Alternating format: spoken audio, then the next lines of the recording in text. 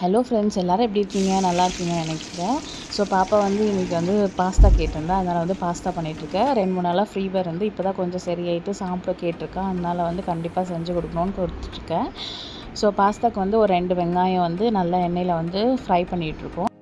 அதோட ஒரு பாதி விரல் சைஸ் வந்து இஞ்சியை விட வந்து பூண்டு எப்போவுமே அதிகமாக இருக்கணும். அதனால் ஒரு முழு பூண்டு, ஒரு 3 லவங்கம், ஒரு சின்ன சைஸ் வந்து பட்டை போட்டு அரைச்சிருங்க. வெங்காயம் நல்லா வதங்கினதுமே இந்த பேஸ்ட் வந்து ஆட் பண்ணிக்கோங்க. சில பேர் வந்து பட்டை லவங்கம் எண்ணெயிலே வந்து பொரிச்சுப்பாங்க. உங்களுக்கு தேவைப்பட்டால் நீங்கள் அப்படி கூட பண்ணிக்கலாம். குழந்தைங்க சாப்பிட்றதுனால நம்ம வந்து எல்லாமே அரைச்சி தான் ஆட் பண்ணுறோம். எந்த கரம் மசாலாவும் நம்ம தேவையில்லை. வீட்டில் உங்கள்கிட்ட கரம் மசாலா இருந்துச்சுன்னா தேவைப்பட்டால் ஆட் பண்ணிக்கோங்க. இல்லை இதில் அரைக்கிற மசாலாவே போதுமானது.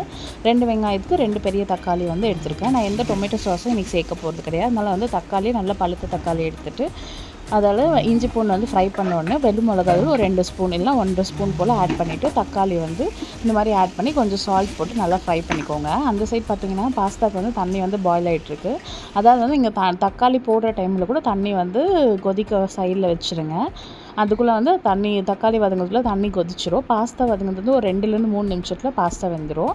பார்த்திங்கன்னா இன்றைக்கி 2 வெரைட்டி பாஸ்தா எடுத்திருக்கேன். பாப்பாவுக்கு வந்து இந்த மேகி மாதிரி ஸ்ப்ரிங் மாதிரி இருக்கும் இல்லையா, அது ரொம்ப பிடிக்கும். ஸோ அவருக்கு இந்த பாஸ்தா பைப் மாதிரி இருக்குல்ல, அது பிடிக்கும். அதனால் வந்து 2மே மிக்ஸ் பண்ணி செஞ்சிடலான்னு 1.5 கப்பு தாராளமாக வந்து 3 பேர், அதாவது 2 பேர் ஒரு குழந்தைங்க சாப்பிடலாம். நான் செஞ்சுக்கிற அளவு இல்லைனா 2 பேர் வந்து பெரிய ஆளுங்க நல்லா தாராளமாக சாப்பிட்ற அளவுக்கு தான் இருக்கும். ஸோ நான் மெஷரிங் கப்பில் 1.5 அதாவது டோட்டலாக 3 கப் வந்து எடுத்திருக்கேன்.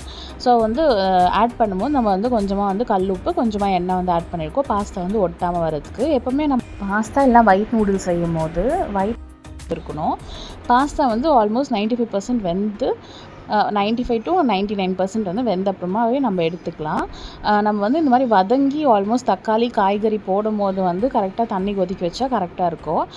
சில டைம் வந்து நம்ம முன்னாடியே கொதிக்க வச்சு அது வந்து வடிகட்டி எடுக்கும்போது நம்ம என்னெல்லாம் போட்டு பண்ணாலுமே சில டைம் ஒன்றோட ஒன்று ஒட்டிக்கும். அதை பிரிக்கிறதே ஒரு பெரிய ப்ராசஸாக இருக்கும்.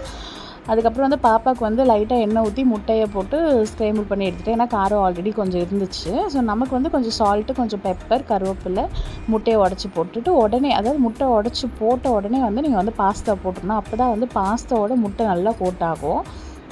நீங்கள் வந்து கொஞ்சம் லேட் பண்ணிவிட்டால் முட்டை வந்து அப்படியே முட்டையாக தனித்தனியாக இருக்கும்.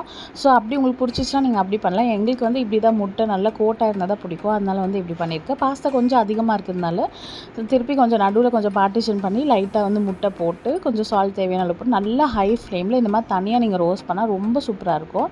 ஸோ நம்ம வந்து கடாயில் வந்து மசாலா போட்டு ஃப்ரை பண்ண உடனே அதிலே முட்டை உடச்சி கூட போடலாம். பட் இந்த மாதிரி தனியாக ஒரு அகலமான பேனில் நல்லா ஹை ஃப்ளேமில் வச்சு நல்லா ரோஸ்ட் பண்ணி எடுத்து சாப்பிட்டிங்கன்னா அதோட டேஸ்ட் வேறு லெவலில் இருக்கும். கண்டிப்பாக ட்ரை பண்ணி பார்த்துட்டு எப்படி வந்துச்சுன்னு கமெண்ட்டில் சொல்லுங்கள். தேங்க்ஸ் ஃபார் வாட்சிங்.